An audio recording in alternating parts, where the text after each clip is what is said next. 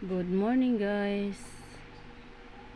Ngayong araw na to guys, walang pasok dahil sa kinansel ang pasok guys.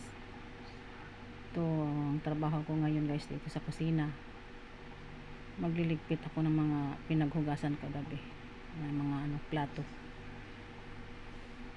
Yan guys, inarrange ko dyan guys sa aking cabinet.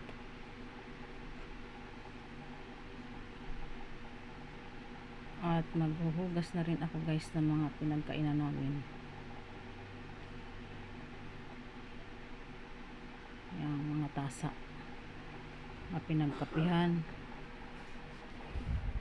kaninang umaga. Ito ang trabaho ko ngayon guys sa umagang ito.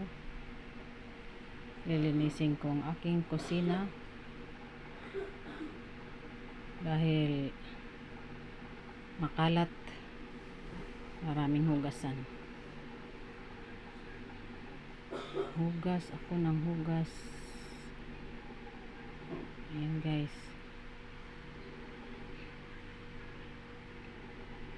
na mga tasa, mga pinggan. Yan ang ko guys, trabaho. Dahil walang pasok, ako ay mag general cleaning pati ng bahay.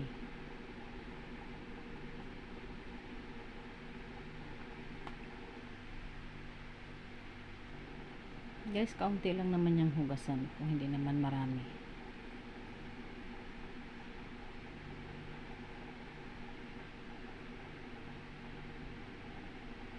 Ayan. Ayan, sabunin ng maigi para matanggal ang mga mantika, kung ano-ano, kanin. Ako ganyan ako maghugas guys.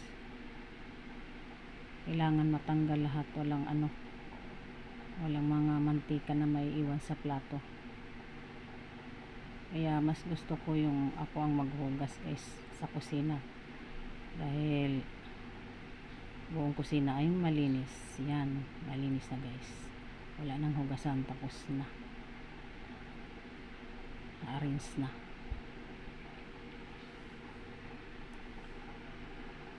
At ngayon naman guys ay magwalis ako ng sahig. Pag nagwalis ako guys, ganyan ako pag nagwalis. Dalapunas ang paa habang nagwawalis. Ang paa ay may isang pamunas o kaya dalawa. Ayan ako, ganyan ako magwalis ng sahig. Para pag natapos pagwalis, sabay malinis din ang sahig guys. Walang mga mancha-mancha. Ayan guys, yung bigas namin ay ubos na yung isang kalahating sako. Ta-transfer ko sa balde dahil konti na lang. Ayan, para ma-arrange at matanggal na rin yung sako dyan na wala ng laman, kaunti na lang, para i-recycle yung mga sako. Iniipon ko guys yung mga sako guys.